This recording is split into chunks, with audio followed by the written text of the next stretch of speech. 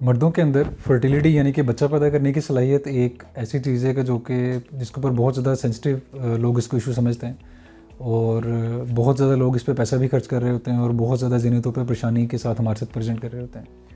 हम अपनी मुतअद्दिद वीडियो में मर्दाना बांझपन जो है उसकी डिटेल से गुफ्तगू कर चुके हैं और डिस्क्रिप्शन में उसका लिंक भी हम दे देंगे ताकि आपको एक बेसिक समझ आ जाए कि मर्दाना बांझपन की क्या वजह हो सकती है। तो आज की इस वीडियो में मर्दाना बांझपन की एक ख़ास वजह उसके ऊपर हम डिस्कस करेंगे जिसको कि वेरिकोसील कहते हैं, यानी कि खस्सियों के अंदर रगों का फूल जाना। बहुत ही कॉमन मसला है और इसके ऊपर बहुत ज़्यादा डिमांड की गई वीडियो बनाने के, तो आज ख़ास तौर पे हम इसके ऊपर गौर करेंगे कि इसकी वजूहत क्या हैं, क्यों ये होता है और क्या इसका इलाज होता है। बहुत से लोग ऐसे होते हैं जो कि बहुत दिखने में हेल्दी नज़र आते हैं, अपनी जो लाइफ है सेक्शुअल उसके बारे में बड़े वैसे तो मुतमिन होते हैं, मगर कुछ लोग ऐसे होते हैं जो कि शादी के बाद कुछ अर्से तक जब बच्चे की पैदाइश नहीं हो रही थी, कंसीव नहीं कर पा रहे होते और अपना सीमन का यानी कि मनी का जो टेस्ट करवाते हैं उसके साथ हमारे पास जब प्रेजेंट करते हैं तो उसमें पैरामीटर कुछ डिस्टर्ब हो रहे होते हैं। तो हम जब उनका प्रॉपर हिस्ट्री और एग्जामिनेशन जब करते हैं तो उसके ऊपर बहुत सारी इसकी वजूहत हमारे ऊपर नुमाया तौर पे वाज़ेह हो रही थी। उसमें नुमाया तौर पे जो चीज़ है वो वेरिकोसील है। वेरिकोसील क्या है? वेरिकोसील बेसिकली खस्सियों के अंदर जो मेल के अंदर टेस्टीज हैं उनकी जो खून की सप्लाई है उसमें रगों का फूल जाना है। कौन सी रगें फूलती हैं? रगें दो तरह की होती हैं। एक तो वो होती हैं जो कि हार्ट से ब्लड सप्लाई फ्रेश ऑक्सीजन वाले ब्लड को लेके बॉडी में स्प्रेड करती हैं ताकि बॉडी के अंदर ऑक्सीजन प्रॉपर तरीके से डिस्ट्रीब्यूट हो सके और बॉडी में फंक्शन परफॉर्म कर सके। उनको आर्टरीज कहते हैं। और जो खून की नालियाँ खून की सप्लाई वापस हार्ट में लेके जाती हैं उनको वेन्स कहते हैं। तो वेरिकोसील में क्या होता है? वेरिकोसील में ये खून की रगें जो वेन्स हैं ये बेसिकली एक प्रॉपर नेटवर्क होता है टेस्टिस के अराउंड जो कि बहुत अहम फंक्शन जो कि सरंजाम देता है, उसका हम जिक्र करेंगे अभी। तो वो जो वेन का सिस्टम है वो इनकॉम्पिटेंट होना शुरू हो जाता है, वो रगें फूल जाती हैं, तो वहाँ पे ब्लड बहुत ज़्यादा पूल होना शुरू हो जाता है। नेचुरली इन वेन्स का जो गुच्छा है प्रॉपर या जो प्रॉपर एक नेटवर्क है वो करता क्या है? टेस्टिस का जो सिस्टम है वो कुदरत की तरफ से इस तरह का है कि वो हमारी बॉडी के अंदर मेल के अंदर बाहर प्लेस हुए होते हैं क्योंकि उनको बॉडी से कम टेम्परेचर चाहिए। जो स्पर्म्स हैं जिनको लेमैन टर्म में जरासीम भी कहते हैं लोग, उनकी नरिशमेंट के लिए, उनके बचाव के लिए, उनके सर्वाइवल के लिए बॉडी का टेम्परेचर 1 से 2 डिग्री स्कोटोम के अंदर कम होता है। इसलिए वहाँ स्पर्म अपने जो अपनी सर्वाइवल है उसमें वो बेस्ट स्टेट में रहते हैं। अब ये जो वेन्स हैं ये जब इनकॉम्पिटेंट हो जाती हैं, इनकी पुलिंग किस वजह से अगर होना शुरू हो जाए तो वहाँ पे एक सिस्टम जिसको कि counter current heat exchange mechanism कहते हैं जो कि टेस्टिस को कूल ऑफ रखता है, कूल डाउन रखता है, वो डिस्टर्ब होना शुरू हो जाता है। जब वेन के अंदर ब्लड ज़्यादा पूल होना शुरू हो जाएगा, खून ज़्यादा वहाँ जमा रहना शुरू कर देगा, वापस हार्ट की तरफ कम जाएगा, तो उसकी वजह से टेम्परेचर का मैकेनिज्म बुरी तरह डिस्टर्ब हो जाएगा और उसके बाद स्पर्म के जो पैरामीटर हैं इसमें नुमाया तौर पे स्पर्म की जो हरकत है जो कि टेस्टिस से ऊपर हमारे ट्रैक की तरफ होती है वो बुरी तरह से डिस्टर्ब हो जाएगी, जिसको मोटिलिटी बोलते हैं सीमन के पैरामीटर में। या दूसरी जो चीज़ है उसमें ये है कि स्पर्म की उसके बाद जब मोटिलिटी यानी कि उनकी हरकत ख़राब होना शुरू होगी तो उनके फिर काउंट बुरी तरह से डिस्टर्ब होना शुरू हो जाएगी, उनकी शेप भी बाद में बिगड़ना शुरू हो जाएगी। तो स्पर्म के पैरामीटर जो हैं वो इन मरीज़ों में बुरी तरह से डिस्टर्ब होना शुरू हो जाते हैं। ये इसकी वजह क्या हो सकती है? नुमाया तौर पे बहुत ज़्यादा रिसर्च के बावजूद कोई ख़ास इसकी वजह नहीं पता लग सकी कि ये counter current heat exchange mechanism क्यों डिस्टर्ब होता है। इसमें बस एक यही थ्योरी होती है कि लॉन्ग स्टडिंग जॉब वाले लोग, जैसे एक थ्योरी के तौर पे कहता था कि वो लोग जो 3 हैं टॉल हैं उनके अंदर, और नुमाया तौर पे ये लेफ़्ट साइड टेस्टिस में होते हैं क्योंकि वहाँ पे नेचुरली जो खून की नालियों का स्ट्रक्चर है वो बहुत इस तरह का कि वहाँ पे प्रेशर बहुत ज़्यादा रहता है, तो बहुत ज़्यादा हो दोनों साइड पे सकते हैं, मगर ज़्यादातर यही चांस होता है कि ये जो है राइट साइड की लेफ़्ट साइड के ऊपर प्रोमिनेंटली ज़्यादा लोग इसके साथ प्रेजेंट करते हैं। तो वाल्व्स जो हैं जो खून की सप्लाई को वापस लेके जाते हैं हार्ट की तरफ, उनकी इनकॉम्पिटेंसी की वजह से, उन वाल्व्स के नकारा होने की वजह से वेरिकोसील जो है वो जन्म लेती है। अब इसका अलामतें क्या होती हैं और इसमें होता क्या है? बेसिकली अलामतें बहुत सारे लोग तो ऐसे हैं, ये टोटल जितने भी मर्दों के अंदर इसकी 15% मर्दों में ये मतलब पाई जाती है। फॉर एग्जाम्पल अगर 100 मर्द हैं उनके अंदर 15 मर्दों में वेरिकोसील पाई जाती है। बहुत सारे लोगों को इसका पता भी नहीं होता बिल्कुल भी। लोग ऐसे सिंपल अपने रूटीन के काम शाम कर रहे हैं, कोई इशू नहीं चल रहा है, मगर सीमन के पैरामीटर उनके डिस्टर्ब होते हैं, तो उसमें फिर बाद में जाके वजह पता चलती है कि इनके अंदर वेरिकोसील था, मगर उसकी अलामतें बिल्कुल अपीयर नहीं होती। कुछ लोगों में ड्रैगिंग सेंसेशन फील होती है, डिस्कम्फर्ट सा हो रहा होता है, और बहुत कम परसेंटेज है जिनमें वाकई इसके अंदर पेन बहुत ज़्यादा रह रहा होता है, जो कि टेस्टिस के भारेपन की वजह से, ब्लड की ज़्यादा पूलिंग के साथ, ज़्यादा वेन्स का गुच्छा बन जाने की वजह से एक पेन जो है परसिस्टेंट लोगों को रहना शुरू हो जाता है। इस अलामत के साथ भी बहुत से लोग प्रेजेंट कर रहे होते हैं, मगर ये अलामतें बहुत कम लोगों में होती हैं।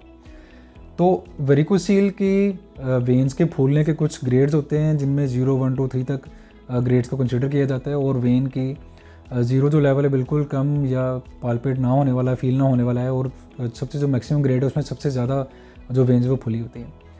तो इसके साथ जो लोग हैं फिर प्रेजेंट करते हैं, तो सबसे नुमाया तौर पे इस चीज़ का तयन करना है कि आया इसको ऑपरेट करना चाहिए या नहीं, या इसका इलाज क्या हो सकता है।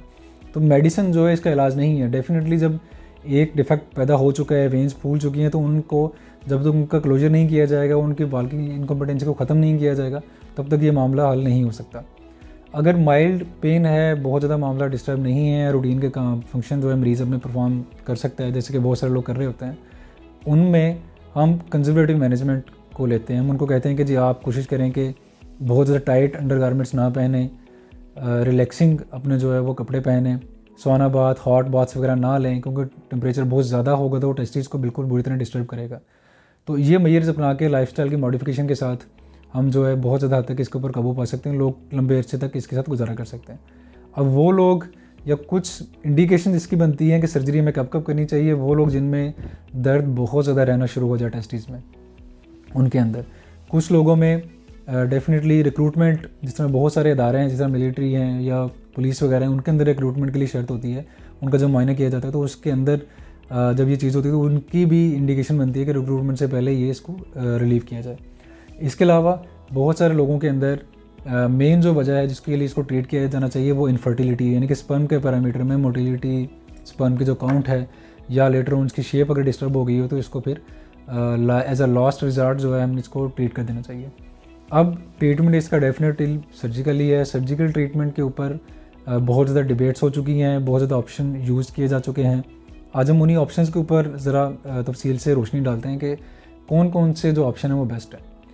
देखिए, ओपन सर्जरी जब इनोवेशंस नहीं थी हुई बहुत सारे रेडियोलॉजिकल तरीके से या माइक्रोस्कोप के तरीके से, तो सबसे कॉमन जो ऑपरेशन था वो ओपन सर्जरी का है। तो ओपन सर्जरी में बहुत सारे ऑप्शन जो कि फिर यूज़ किए गए, जिसके अंदर डिफरेंट लेवल के ऊपर चीरा लगा के वेन्स को आइडेंटिफाई करके उनको फिर टाई किया जाता है। उसमें हाई लाइगेशन और लो लाइगेशन का अल्फा जो कॉमनली यूज़ किया जाता है प्रोसीजर। और इसमें मगर इसका नुकसान ये है कि इसमें बहुत लिमिटेड नंबर ऑफ वेन्स जो हैं वो बनती हैं, और इसमें रिकरेंस का चांस दोबारा होने का चांस बहुत ज़्यादा रहता है। इनोवेशन होने के साथ साथ फिर लेप्रोस्कोपिक, यानी कि पेट के अंदर कैमरा डाल के उसके साथ भी वेन को टाई करने का जो है एक सिलसिला शुरू किया गया, मगर इसके भी रिजल्ट्स बहुत ज़्यादा इंकरेजिंग नहीं है, क्योंकि इसमें कम से कम तादाद में वेन्स को बांधी जाती हैं और दोबारा रिकरेंस का इसमें रिस्क बहुत ज़्यादा रहता है, यानी कि वेरिकोसिल दोबारा हो जाता है। इसके साथ साथ फिर एंजियो एम्बोलाइजेशन का एक सिलसिला जो है वो भी एक बहुत सक्सेसफुल प्रोसीजर है बेसिकली, मगर डेफिनेटली एक्सपेंसिव है। इसके साथ भी बहुत अच्छे रिजल्ट जो है पाए गए हैं एंजियो एम्बोलाइजेशन के साथ। इसमें जो वेन्स होती हैं उनको इंटरनली वेन के थ्रू जाकर जिस तरह एंजियो की जाती है हार्ट के सिलसिले में, इस तरह से एंजियो इस वेन की इस सिलसिले की वेन टेस्टिस की जो वेन उनके जाके उसके अंदर उनको ब्लॉक कर दिया जाता है वेन्स के अंदर से।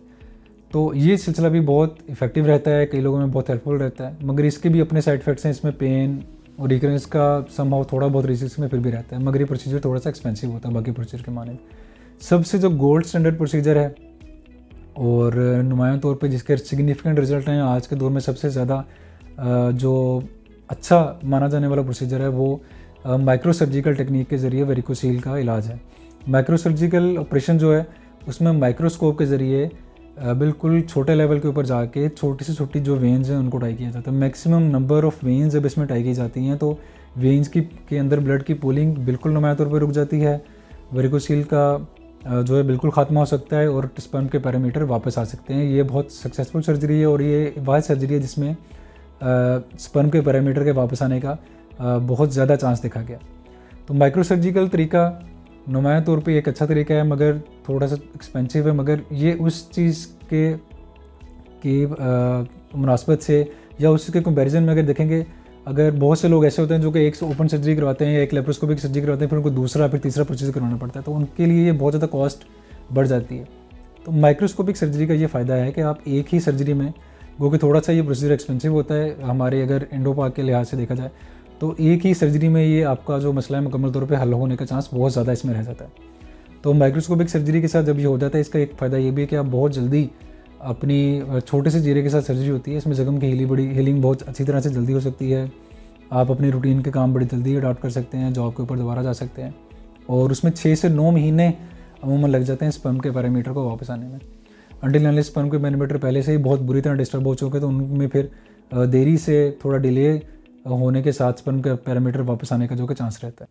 तो माइक्रोस्कोपिक प्रोसीजर जो है बहुत अच्छा प्रोसीजर है इन सेंस ऑफ अर्ली जो है इस मसले का हल होने के लिए सबसे बेस्ट है। अब बहुत सारे लोग ऐसे भी हैं जो कि लूप्स लगा के जो कि माइक्रोवास्कुलर कुछ वास्कुलर सर्जन इस्तेमाल कर रहे होते हैं, वो भी कर रहे होते हैं, मगर वो माइक्रोस्कोप के हमपल है या माइक्रोस्कोप के बराबर नहीं होती सर्जरी, क्योंकि माइक्रोस्कोप की जो मैग्नीफिकेशन है वो बहुत ज़्यादा जूम इन करके बहुत ज़्यादा अच्छे लेवल के ऊपर जाके वेन्स को बांधने का सिलसिला हम उसमें कर सकते हैं। तो जब भी वेरिकोसील के लिए आपको कोई मसला दरपेश हो तो आप उसमें कोशिश करें कि आप अपने यूरोलॉजिस्ट के पास जाके उसका मुआयना करवाएं। बहुत सारे लोग हमसे इवन फ़ोन के ऊपर रब्ता करके कह रहे होते हैं कि इसका इलाज कर दें, चीज़ें कर दें, तो सरासर ये गलत चीज़ है। उसमें कोशिश ये करनी चाहिए कि फिजिशियन जो आपके सर्जन जो यूरोलॉजिस्ट हैं उनके पास जाएँ, उनसे मुआयना करवाएं, वो आपका ग्रेड को जज करें आया वाकई आपको इसकी ज़रूरत है भी या नहीं। बहुत सारे लोग माइक्रो सर्जिकल प्रोसीजर की जो एडवर्टाइजमेंट है उसको देख के उसकी चकाचौंध में आके ट्रैप का शिकार हो जाते हैं और अपने इलाज करवाने के बाद भी सफ़र करते रहते हैं। तो उनके लिए ये समझने की ज़रूरत है कि इसका इलाज बिल्कुल लॉजिकल तरीके से होना चाहिए, ना कि आप बार बार या गैर ज़रूरी इसका इलाज करवा बैठें तो फिर आपको बाद में डिज़ास्टर का सामना कर सकते हैं। Thank you.